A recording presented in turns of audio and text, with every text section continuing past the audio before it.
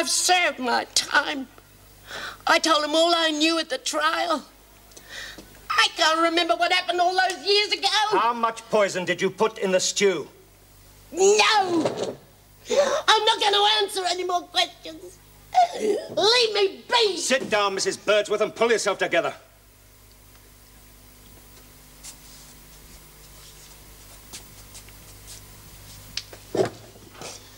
Right.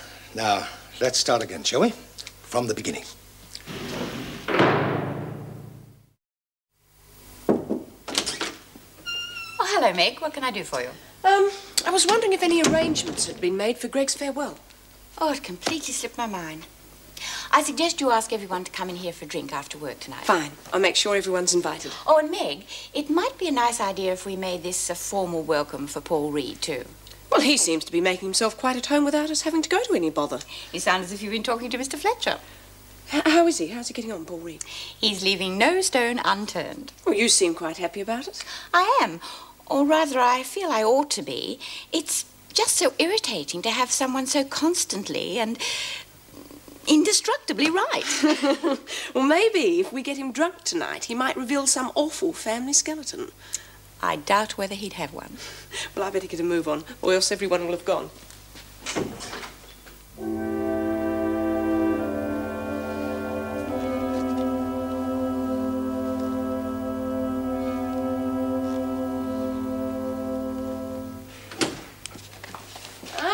No rest for the wicked. Nope. What can I do for you, Meg? Well, it's more what I can do for you. How about drinks in the governor's office after work? Oh. Well, what's wrong? I'm just not in the mood for compulsory gaiety with the governor. Well, no one's going to force you. Oh, I know. It's just... Well, I'd rather just slink out of here. No fanfare, no drums.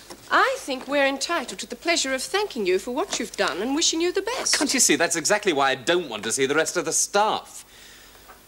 I made a complete botch of this job. Oh, in what way? What, apart from the O'Connell business, do you mean? Oh, come on, Greg. Your evidence... My evidence caused all the trouble. And Pat. Poor bloody Pat. At least she had something to look forward to. She would have got off her sentence.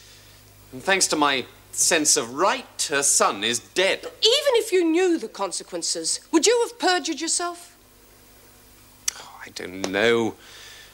Never going to have a chance to find out, am I? Well, then stop torturing yourself. Drinks in Erica's office after work? Oh, yes, all right.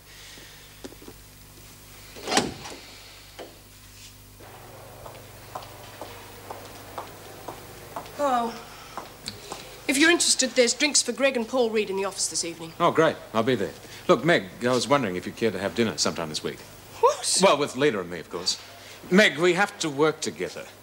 And I just thought that... What did you think? Well, I expect that you'll miss Greg quite a bit. Yes, I will.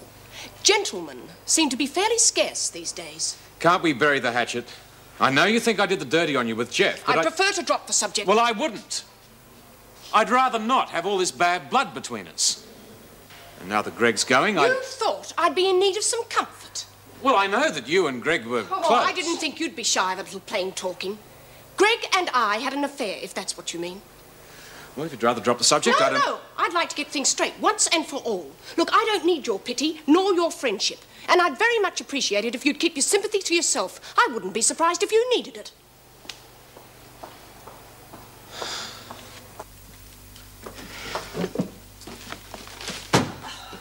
What's up, Mrs. Jackson? Oh, I'm just letting off steam. Oh, look, there's a party in the governor's office this evening. Can you make it? Oh, yes. What's the occasion? Well, Greg's leaving and Paul Reed's late welcome. Will you tell the rest of the staff if they pass through? Sure. Paul? Yes, Mrs. Jackson? Could you join us for drinks this evening? Drinks? What for? Well, Greg Miller's leaving and we'd like to welcome you. Oh, I'm sorry. Well, I realise it's rather late. Yes, I'm afraid I've got other plans. Not worth knowing if they're like that. Suppose not. What's that detective after, Miss Bennett? You'd know better than me. What do you mean? Looks like your past is catching up with you, doesn't it? I've served me time. I got to see the doc. There's nothing wrong with you, Birdsworth. I got to see the doc. Mrs. Davidson said I could. I'm on my last legs, Mrs. Bennett. All right, but make it snappy.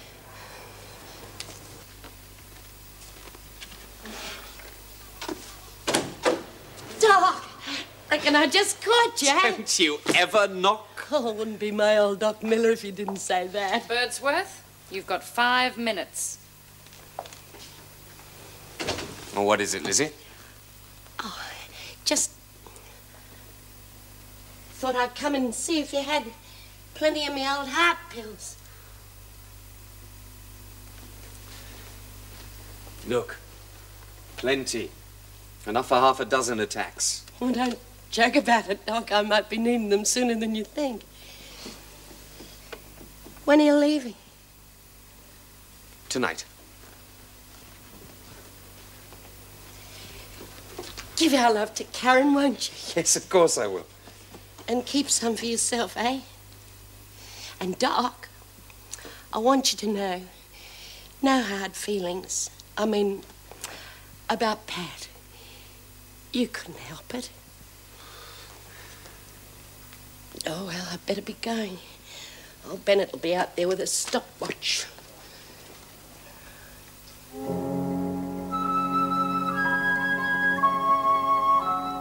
Doc, I want you to know you're real love.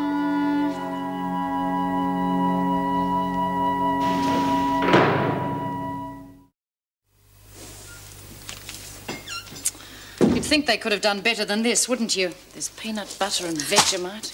Well, the kitchen staff are not employed to make cocktail snacks. You're in a very good humour, Mrs. Davidson. Shouldn't I be? Well, I suppose with Mr. Reed solving all our problems, you've got reason. Sherry? Thank you. Oh, this is a poor show. Well, it's the thought that counts. I don't think Greg expects an elaborate affair. But what about the atmosphere? What do you mean? Meg and Mr. Fletcher aren't getting on very well these days, and Dr. Miller isn't exactly on good terms with him either.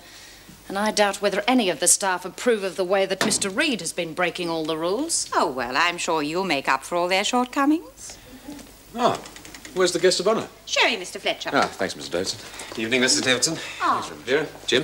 Mr. Reed Greg? not coming? Thank you. No. He was awfully rude, wasn't he, Mrs. Jackson? Just rushed out the door. Thank you very much. Well, as we've all gathered here, I would like to propose a toast to Greg. To Greg. Greg. Somebody like some favourites? Yes, I think the kitchen staff have done very nicely, haven't they? Thank you for all you've done, Greg. I wish you the very best of luck. Thanks, Erica. Yeah, good luck, Greg. No hard feelings, eh? No, of course not. Bye, Vera. Greg? Bye, all. Send us a postcard, hey? Oh, I bet you get a terrific tan. Oh, thanks, Sally. Meg? I'll see you to the gate. Yeah, thanks. Well, anyone like another drink? Oh, I won't, thank you. Oh, I'd like to. Right,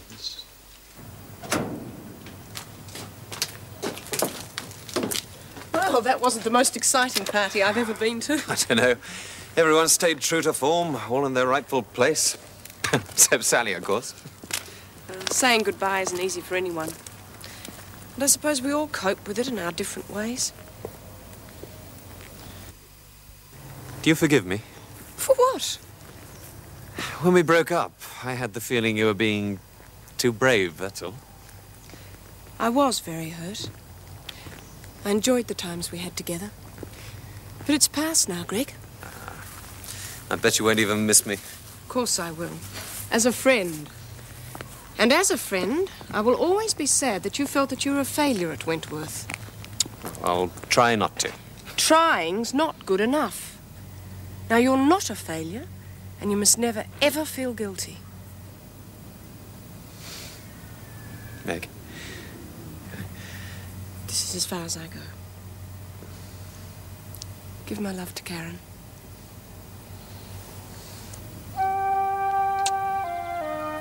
Godspeed.